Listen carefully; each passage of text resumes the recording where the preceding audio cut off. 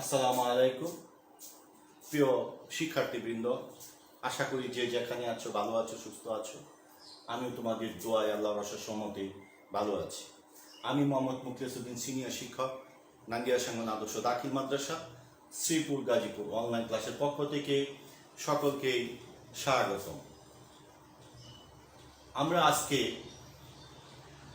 অষ্টম শ্রেণীর সাহিত্য কণিকা বিষয় থেকে কবিতা নিয়ে আলোচনা করব। তো প্রিয় শিক্ষার্থীবৃন্দ, তোমরা যে যেখানে আছো বই খাতা কলম নিয়ে আমার সাথে যুক্ত হওয়ার জন্য আহ্বান রাখছি। তো শিক্ষার্থীবৃন্দ, তোমরা স্ক্রিনে কিছু ছবি দেখতে পাচ্ছ, গ্রাম বাংলার ছবি। গ্রামের যে ঐতিহ্য রয়েছে, প্রকৃতির যে সৌন্দর্য রয়েছে, বাংলাদেশ একটি প্রাকৃতিক সৌন্দর্য পরিপূর্ণ একটি রাষ্ট্র। সারা পৃথিবীতেই বাংলাদেশের মতো এরকম প্রাকৃতিক সৌন্দর্যে ভরা রাষ্ট্র খুঁজে পাওয়া খুবই কঠিন। তো এই যে প্রাকৃতিক যে সৌন্দর্য, প্রকৃতিকে নিয়ে একজন কবি সবসময় বেশি করে ভালোবাসতেন এবং আমরা সকলেই ওনার সম্পর্কে কিন্তু জানি। তার প্রতিটি লেখার মাঝে প্রকৃতির সৌন্দর্যের বিষয়টি সুন্দরভাবে তিনি ফুটিয়ে তুলেছেন। তো আজকে আমরা জীবনানন্দ দাশের আবার আসিব ফিরে এই কবিতাটি নিয়ে আলোচনা করব। এই জীবনানন্দ দাশ তিনি এই প্রকৃতিকে এত বেশি ভালোবাসতেন, তার প্রতিটি লেখার মাঝে প্রকৃতির যে সৌন্দর্য তিনি তা সুন্দরভাবে ফুটিয়ে তুলেছেন। তো আমরা আজকে এই জীবনানন্দ দাশের আবার আসিব ফিরে কবিতাটি নিয়ে আলোচনা করব। তো আলোচনা করার পূর্বে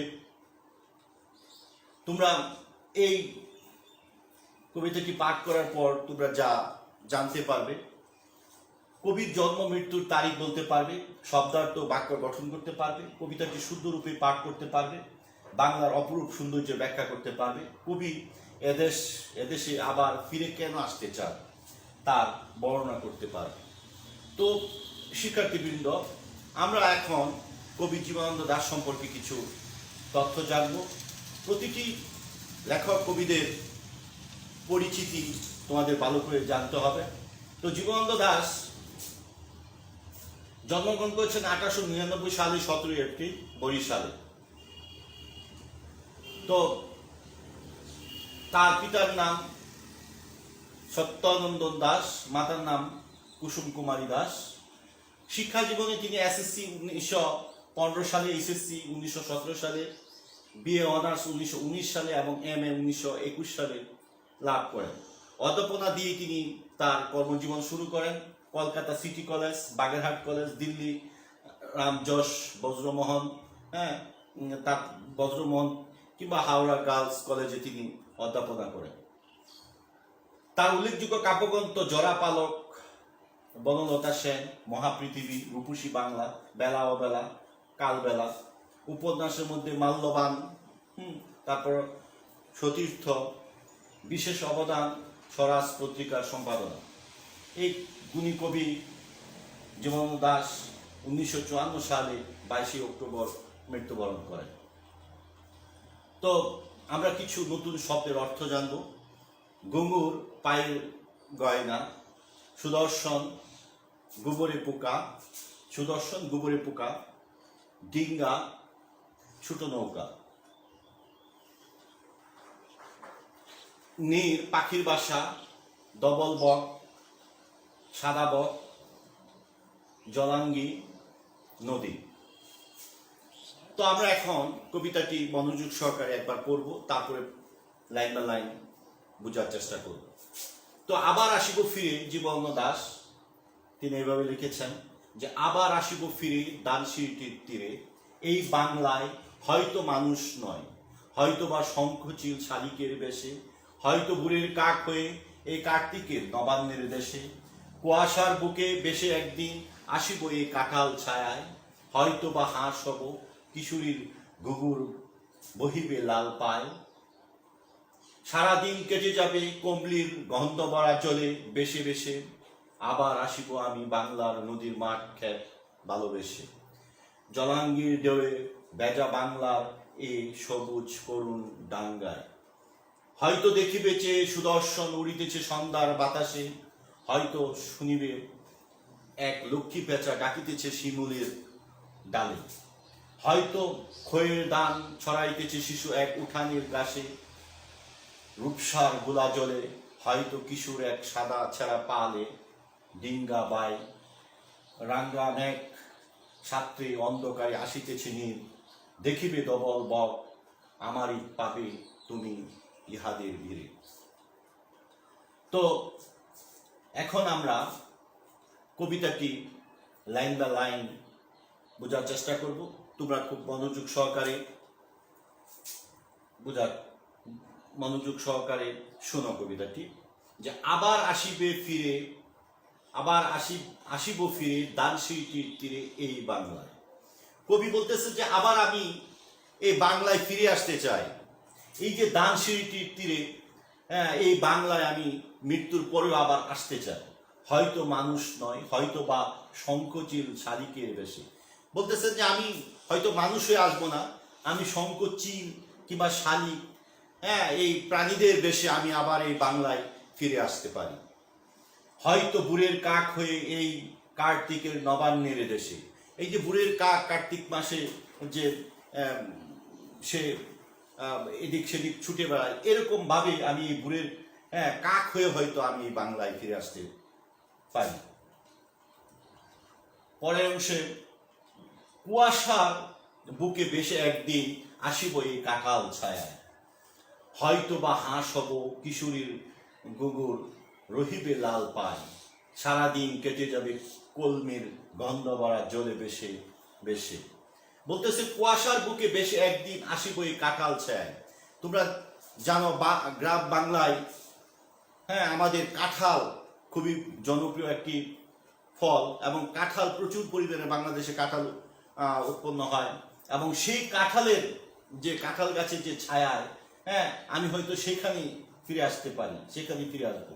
হয়তো বা হাঁস হব কিশোরীর গুগুর রহিবে লাল পায়। হাঁসের পাগুলি লাল থাকে, কিশোরের যে পায়ে নুপুর থাকে সেটাও লাল। এরকম একটা নিয়ে আমি হয়তো ফিরে আসবো।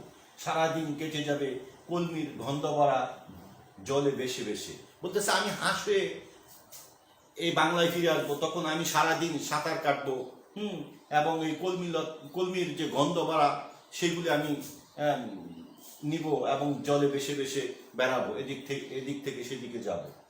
আবার আসিব আমি বাংলা নদী মাঠ ক্ষেত ভালোবেসে।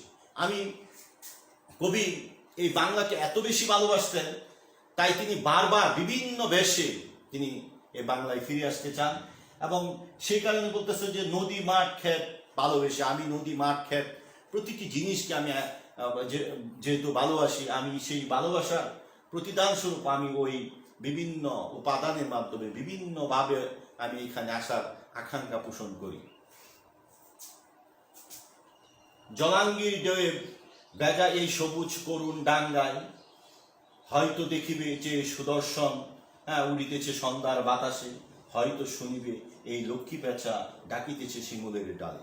বলতেছে যে জলাঙ্গির ঢেউয়ে এই ভেজা এই সবুজ করুণ ডাঙ্গায়, এই যে সবুজ করুণ ডাঙ্গায় জলাঙ্গির বেশে নদী মাঠ ক্ষেত, এগুলির মাঝে আমি ফিরে আসতে চাই। হয়তো দেখিবে যে সুদর্শন উড়িতেছে সন্ধ্যার বাতাসে। এই যে গোবরে পোকা যেটা, এরকম পোকা সন্ধ্যাবেলা দেখা যাবে। দেখো অনেক সময় তোমরা দেখতে পাও যে তারা উঠতেছে, সন্ধ্যার বাতাসে উঠতেছে। আমি হয়তো এরকম এই পর্যায়ে আমি আসতে পারি। হয়তো শুনিবে এক লক্ষ্মী পেঁচা ডাকিতেছে শিমুলের ডালে। শিমুলের ডালে বসে কিন্তু লক্ষ্মী পেঁচারা ডাকে, বিভিন্ন রকম ডাক তারা দেয়। আমি হয়তো সেভাবে ফিরে আসতে পারি। হয়তো খয়ের দাগ ছড়াইতেছে শিশু এক উঠানের গাছে, রূপসার গোলা জলে হয়তো কিশোর এক সাদা ছেঁড়া পালে, ডিঙ্গা